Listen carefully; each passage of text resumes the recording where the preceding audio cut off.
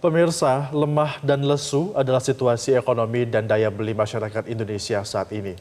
Di tengah kelesuan ini, pemerintah punya kado istimewa di awal tahun 2025 berupa penambahan beban pajak, yakni pajak pertambahan nilai yang angkanya menjadi 12%.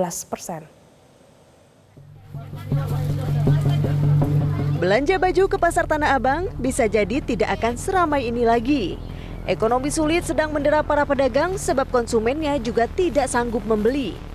Kondisi ini bukanlah yang terberat sebab pemerintah kini justru memutuskan untuk menaikkan tarif pajak pertambahan nilai menjadi 12%.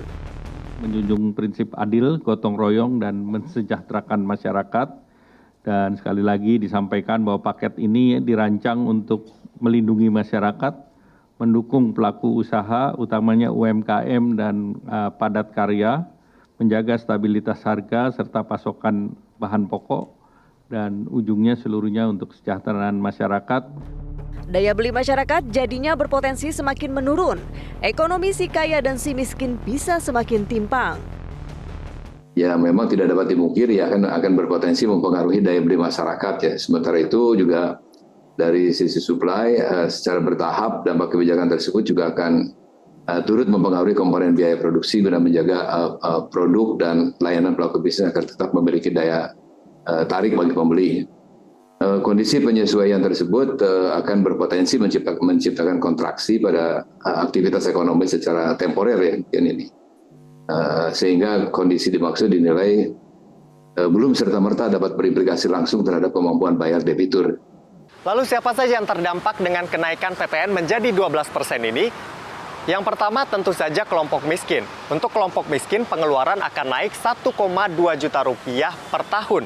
Lalu kemudian juga akan menurunkan kualitas konsumsi mereka. Yang kedua kelompok rentan miskin. Kelompok rentan miskin ini untuk pengeluaran mereka akan naik 1,8 juta rupiah per tahun. Lalu mereka juga akan mengurangi untuk konsumsi barang dan jasa yang penting, misalnya seperti pendidikan dan juga asuransi kesehatan. Yang ketiga, kelompok menengah. Untuk pengeluaran mereka akan naik 4,2 juta rupiah per tahun. Dan mereka juga akan rentan turun kelas menjadi kelompok miskin.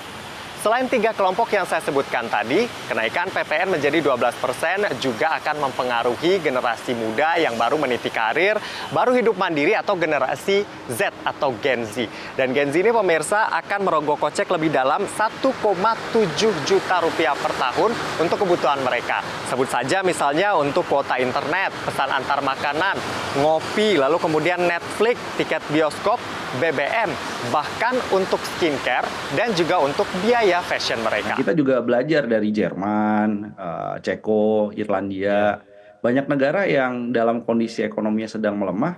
Salah satunya adalah memotong VAT ya, Value Added Tax atau PPN lah di bahasa Indonesia. Jadi ini salah satu cara untuk menstimulus cepat konsumsi rumah tangga. Sekarang pertanyaannya 2025 mau mengandalkan apa? Ekspor, ada perang dagang. Ya, kemudian dari sisi investasi, oke ada komitmen, tapi realisasinya kan belum tentu cepat masuk.